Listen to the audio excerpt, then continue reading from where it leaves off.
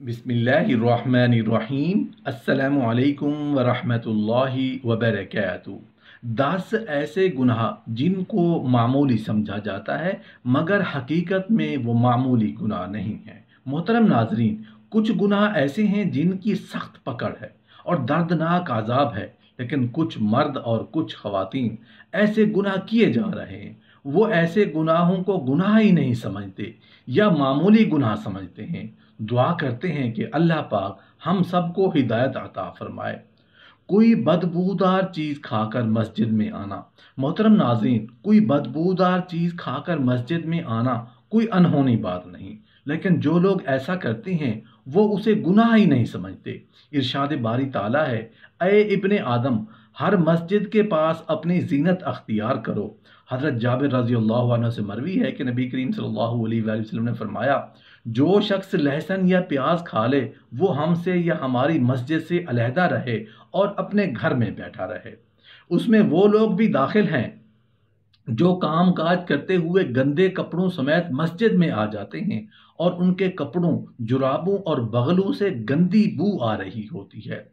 और उससे भी बदतरीन वो लोग हैं जो सिगरेट नोशी करते हैं। हुक्का पीना और सिगरेट नोशी करना हराम है, और ये लोग हराम का इर्तकाब करके और उसकी गंदी बू लेकर मस्जिद में आ जाते हैं और अल्लाह की सफाई पसंद बंदों, फरिश्तों और नमाजियों को ईज़ा देती हैं। शरई उज़्र के बगैर बीवी का शौहर के बिस्तर पर आने से इनकार करना। मोहतरम नाज़रीन, ये ऐसा गुनाह है जिसमें अक्सरियत ख़वातीन की इस गुनाह की इर्तकाब करती है। वो उसे गुनाह ही नहीं समझते या बेहैसियत समझकर जो मुंह में आए बोल देती हैं, हालांकि बगैर किसी शरई उज़्र के ऐसा करना सख्त गुनाह है। हज़रत अबू हुरैरा रज़ी अल्लाह अन्हु से मरवी है कि नबी करीम सल्लल्लाहु अलैहि वसल्लम ने फरमाया, जब शौहर अपनी बीवी को अपने बिस्तर पर दावत दे तो वो इनकार कर दे और शौहर गुस्से की हालत में रात गुजारे तो उस औरत पर सुबह तक फरिश्ते लानत भेजते रहती हैं। आजकल बहुत सी औरतें जब किसी मामले में शौहर से इख्तलाफ करती हैं तो वो अपने गुमान के मुताबिक उसे ये सज़ा देती हैं कि उससे हम बिस्तरी का हक रोक लेती हैं, और उसकी इस हरकत पर बहुत सी खराबियां जन्म लेती हैं। एक तो ये कि शौहर के हराम में वाक़ होने का ख़तरा होता है। दूसरा ये कि बाज़ मर्तबा मामला बरअक्स हो जाता है और शौहर अपनी बीवी का मुतालबा पूरा करने की बजाय किसी और औरत से शादी का फैसला कर लेता है। लिहाजा बीवी का फ़र्ज़ है कि शौहर की दावत को फिल फौर कबूल करे, क्योंकि नबी करीम सल्लल्लाहु अलैहि वसल्लम ने फरमाया, जब शौहर अपनी बीवी को बिस्तर की तरफ दावत दे तो बीवी को चाहिए कि फौरन दावत कबूल करे, अगरचे वो ऊंट के कचावे पर बैठी हो। औरत का अपने शौहर से किसी शरई सबब के बगैर तलाक मांगना। बहुत सी औरतें शौहर से मामूली इख्तलाफ हो जाने पर तलाक मांगने में बहुत जल्दी करती हैं, या शौहर अगर औरत का माली मुतालबा पूरा ना करे तो औरत तलाक मांगने लग जाती है। और बाज़ अकरबा पड़ोसियों के ईमा पर भी ऐसा होता है, और बाज़ मर्तबा औरत इंतहाई मुहर्रिक अल्फाज में यह मुतालबा करती है, मसलन, अगर तू मर्द है तो मुझे तलाक दे। और ये बात वाज़े है कि तलाक के नतीजे में बहुत से मफासिद जन्म लेती हैं, मसलन ख़ानदान का शिराजा बिखरना, औलाद का मुतफर्रिक हो जाना वगैरह। और बाज़ मर्तबा औरतें शर्मिंदा भी होती हैं, लेकिन उस वक्त शर्मिंदगी नफ़ा नहीं देती। यही वो असबाब हैं, यही वो वजूह हैं जिनकी बिना पर शरीयत ने औरत के लिए तलाक मांगना हराम ठहराया है। हज़रत सोबान रज़ी अल्लाह अन्हु से मरवी है कि नबी करीम सल्लल्लाहु अलैहि वसल्लम ने फरमाया, जो औरत भी अपने शौहर से बिला वजह तलाक मांगे तो उस पर जन्नत की खुशबू भी हराम है। और हज़रत अक़बा बिन आमिर रज़ी अल्लाह अन्हु से मरवी है कि नबी करीम सल्लल्लाहु अलैहि वसल्लम ने फरमाया, यकीनन खुला लेने वाली और तलाक लेने वाली औरतें मुनाफिका हैं। हाँ, अगर कोई सबब शरई कायम हो जाए, मसलन शौहर का नमाज छोड़ना, नशा आवर अशिया इस्तेमाल करना, या हराम काम पर मजबूर करना, या जुल्म ज़्यादती करना, या हकूक़ शरिया से महरूम रखना वगैरह, तो इस नसीहत और इस्लाह का जिक्र साबित ना हो रहा हो तो ऐसी सूरत में अगर तलाक मांगे तो वो कतअन तनहा नहीं होगी। बीवी से दौरान हैज मुबाशरत करना। सूरह बकरा में इरशाद बारी ताला है, और लोग आपसे हैज के बारे में सवाल करते हैं तो कह दो वो गंदगी है, بس تم حیض میں عورتوں سے علیحدہ رہو اور ان کے قریب نہ جاؤ حتیٰ کہ وہ پاک ہو جائیں۔ اس سے ثابت ہوا کہ بیوی کے ساتھ ایام حیض میں مجامعت ناجائز اور حرام ہے۔ جب عورت حیض سے پاک ہو کر غسل کر لے تب اس سے مجامعت جائز ہے۔ سورہ بقرہ میں ارشاد باری تعالیٰ ہے، پس جب وہ پاک ہو کر غسل کر لیں تو پھر ان کے پاس آؤ جہاں سے اللہ نے تمہیں حکم دیا ہے۔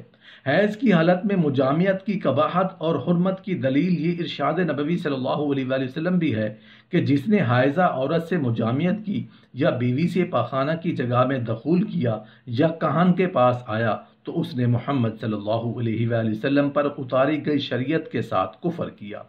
جو شخص بھول کر غلطی سے یہ عمل کر بیٹھے تو اس پر کوئی جرمانہ نہیں، لیکن جو شخص قصدن اور عمدن جانتے بوجھتے یہ حرکت کرے تو اس کے ذمے کفارہ ہے۔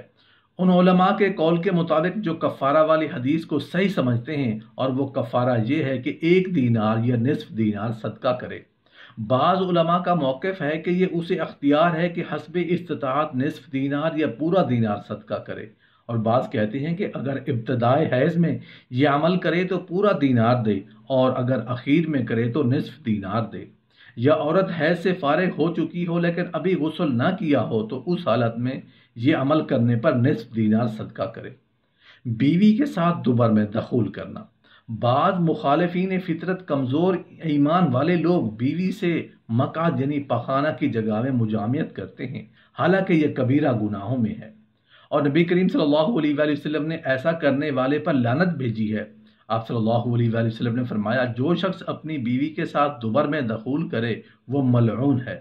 بلکہ نبی کریم صلی اللہ علیہ وآلہ وسلم نے فرمایا، جس نے حائضہ سے مجامعت کی یا بیوی کے ساتھ مقعد میں خواہش پوری کی یا کسی کہن کے پاس آیا یا اس نے محمد صلی اللہ علیہ وآلہ وسلم پر نازل کی گئی شریعت کے ساتھ کفر کیا۔ حالانکہ سلیم الفطرت عورتیں اس حرکت سے انکار کرتی ہیں، لیکن بعض شوہر طلاق کی دھمکی دے کر بیوی کو ایسا کرنے پر مجبور کرتے ہیں، اور بعض اپنی بیویوں کو دھوکہ دیتے ہیں اور قرآن مجید میں سورہ البقرہ کی آیت میں معنوی تحریف کر کے بہکاتے ہیں۔ وہ کہتے ہیں کہ اللہ تعالیٰ نے فرمایا ہے، تمہاری عورتیں تمہاری کھیتیاں ہیں، پس تم اپنے کھیت میں آؤ جیسے تم چاہو۔ حالانکہ یہ بات واضح ہے کہ حدیث قرآن کی وضاحت کرتی ہے، اور حدیث میں وضاحت موجود ہے کہ جس طریقے سے مرضی آؤ، خواہ آگے سے خواہ پیچھے سے، لیکن آؤ ولادت کی جگہ میں۔ اور یہ بات واضح ہے کہ دوبر یعنی مقعد پخانہ کی جگہ ہے، ولادت کی جگہ نہیں ہے، اور اس جرم کے اسباب میں جاہلی اور موروثی گندگیاں اور ثقافت کی آڑ میں چلنے والی فحش فلمیں ہیں۔ اور یاد رکھیے، اگر میاں بیوی دونوں اس فعل پر راضی بھی ہو جائیں تب بھی یہ فعل حرام ہے۔ باہمی رضامندی کسی حرام کام کو حلال نہیں کر دیتی۔ اذان جمعہ کے بعد تجارت کرنا۔ اللہ تعالیٰ سورہ جمعہ میں ارشاد فرماتے ہیں، اے ایمان والو، جب جمعہ کے دن نماز کے لیے اذان کہی جائے تو اللہ کے ذکر کی طرف فوراً آ جاؤ، تجارت چھوڑ دو، یہی تمہارے لیے بہتر ہے اگر تم جانتے ہو۔ بعض تاجر اذان کے بعد بھی مسجدوں کے سامنے اپنی دکانوں میں تجارت کرتے رہتے ہیں، اور ان کے ساتھ وہ لوگ بھی گناہ میں شریک ہوتے ہیں جو ان سے خریداری کرتے ہیں، اگرچہ مسواک ہی ہو۔ راجح قول کے مطابق یہی ہے کہ یہ بیع باطل اور ناجائز ہے، اور بعض کھانا اور روٹی بیچنے والے اور فیکٹریوں والے اپنے ملازموں کو اس وقت کام پر مجبور کرتے ہیں، اور ان لوگوں کا نفع اگرچہ بظاہر زیادہ ہے لیکن در حقیقت وہ بڑے خسارے میں ہیں، اور ان کے ملازموں کو ان کی اس بات میں اطاعت نہیں کرنی چاہیے۔